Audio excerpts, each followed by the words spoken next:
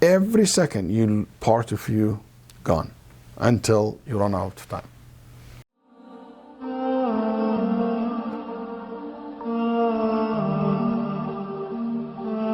Assalamu alaikum wa rahmatullahi wa barakatuh. One of the things that will help you to benefit from Ramadan and prepare yourself for Ramadan before and during the month of Ramadan is to make sure that you fulfill what Allah subhanahu wa ta'ala said in the Quran, which is at-tawasi bil khair wa at-tawasi bil haqq wa at-tawasi bil sabr. Allah said in the Quran, وَالْعَصْرِ إِنَّ الْإِنسَانَ لَفِي خُسْرٍ إِلَّا الَّذِينَ آمَنُوا وَعَمِلُوا الصَّالِحَاتِ وَتَوَاصَوْا بِالْحَقِّ وَتَوَاصَوْا بِالصَّبْرِ. By the passage of time, surely humanity in grief loss. Because one of the best interpretations of this, you're constantly losing. Well, losing what? Losing time.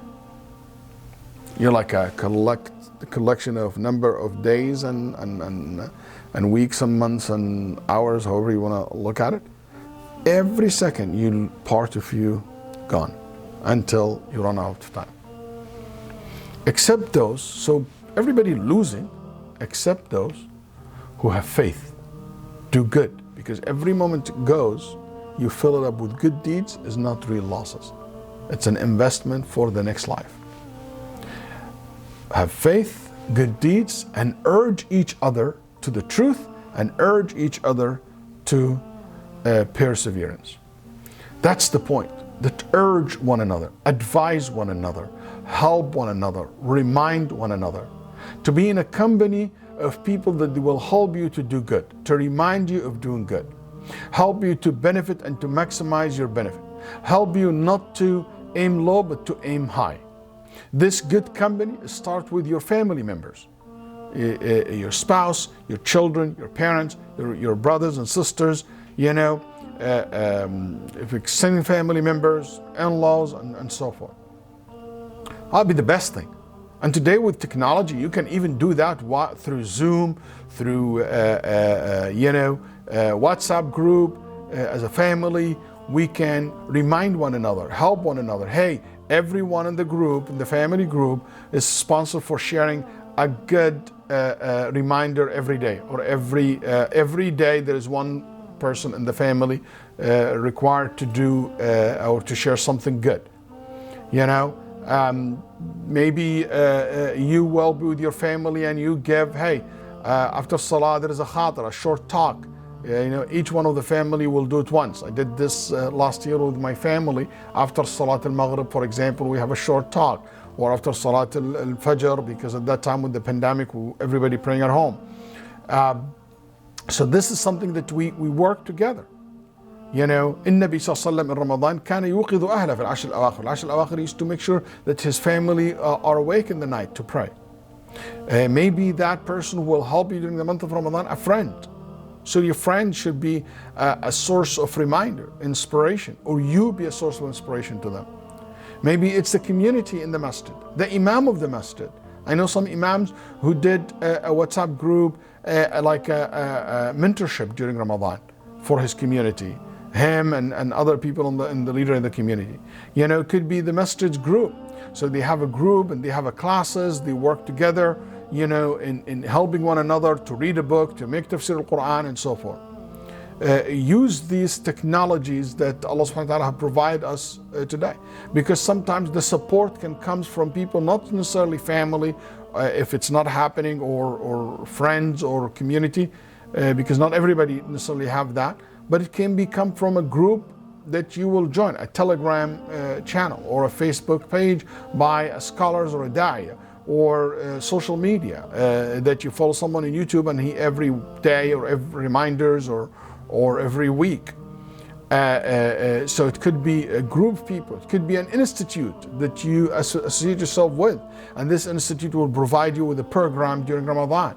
A TV channel, like you're listening to these episodes on TV channel every day. There is something. These are all means and tools of keeping yourself reminded and encouraged by someone else, because that's the nature of humans. He needs always reminders, somebody to inspire them. But the most important person to inspire you and to be there for you is the closest to you, your family member. Care for them. It is sad to care about the people outside, but you don't care about the people who are next to you, unfortunately. And make sure that you choose the good time.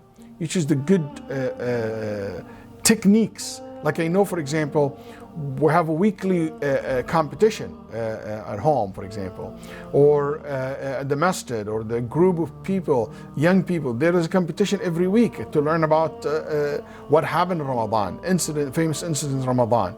You know, sometimes they read the adhkar, and people don't memorize the adhkar, so they can listen to it and repeat behind the person, reading Quran together. You know, people prepare even paperwork, like 1 page about the Laylatul Qadr, 1 page about the last 10 days of Ramadan, and so forth. Also, there is another meaning behind just encouraging one another, is to advise one another. And that's an important. I will never forget, somebody came to me and said, Sheikh, I want you to advise me. I want you to call me if you wish, if you want, send me messages. Remind me of Allah subhanahu wa ta'ala. Make me come to the masjid more. Remind me of the importance of coming to the masjid, to the class, and so forth. So that reminder is something important. And it is something was well established in the early days, because they understood what the Prophet ﷺ said, ad-deenun nasiha. Ad-deen is based on advice. Advising one another is part of our deen, an integral part of the deen. And it helps a lot for us to benefit from Ramadan. So from now on, make a deal with someone who will be your advisor, someone that you will seek his advice, someone who will work with you, a plan with a group of people or whatever. Explore your options early, before Ramadan start. And if you are in Ramadan, look for someone who will always help you and remind you. I remember Salman al-Farisi been reported that him and Abu Darda, the Prophet ﷺ made them brothers in Medina. Then later on, the life changed, and Abu Darda moved to Ash-Sham, and Salman al-Farisi was living in Al-Kufa. Both were teaching in these two cities. So Abu Darda wrote a letter to Salman. He said, Assalamu alaikum wa rahmatullah. I want you to know that Allah have blessed me after you. I got a lot of money, mashallah, and I became very wealthy, and a lot of children. And I now live in the blessed holy land. So why don't you come to this blessed land, so you will have gardens and access to wealth and stuff like that. Then Salman said, I want you to know, Inna al-arda la tuqaddisu ahada. Land do not bless anyone. What bless you is your deeds. And the real blessing is not how much money or children or how many children you have. The real blessing and the real goodness, that أن يعظم حلمك وأن ينفعك علمك اعمل كأنك ترى واعدد نفسك في الموتى, is that your perseverance became high, and your knowledge will benefit you, and you do your deeds as if you see the akhirah, as if you see Allah subhanahu wa ta'ala in front of you, and to always prepare yourself for the akhirah and for death. This concept of advising is something so common, and I will end with this. Once Umar ibn Abdul Aziz wrote to Maymun ibn Mahran, and I'm saying this example because Maymun ibn Mahran is a great scholar, way more knowledgeable than Umar ibn Abdul Aziz, and older. Yet when he met Umar ibn Abdul Aziz, told him, Inni usika bi wasiyya, I have an advice for you. فاحفظها, remember it. إياك أن تخلو بامرأة غير ذات محرم وإن حدثتك نفسك أنك تعلمها القرآن لا تخلو بامرأة وإن كنت تعلمها القرآن. He said, I have an advice for you. He's a teacher, he's a sheikh. He said, don't ever be alone with, and he's older man too. He said, don't be alone with a woman.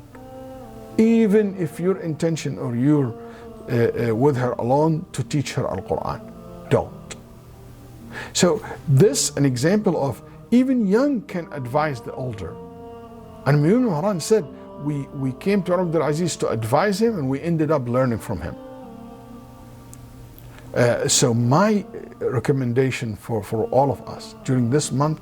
Have someone that, you know what, he can give it to you straight, and he can advise. You can turn to him and say, hey, you know, I feel that. I need this help. You need those people. You need to socialize with people who create energy when they enter the room versus those who create energy when they leave the room. You know, you need those people who create energy when they are in your life, not when they leave your life. You need those people who will inspire you, will always be a source of inspiration to you and a reminder to you. Sometimes the wasiyah, the reminder, can be a person, but also it can be a verse from the Quran, a lecture, an incident that you remind yourself what, a visitation to graveyard, sick people, poor people, volunteering, you know, that can always a reminder to you. The point is to prepare this heart to accept the truth and to enjoy Ramadan. May Allah subhanahu wa ta'ala accept from all of us. That's my advice to you. Wassalamu alaikum wa rahmatullahi wa barakatuh.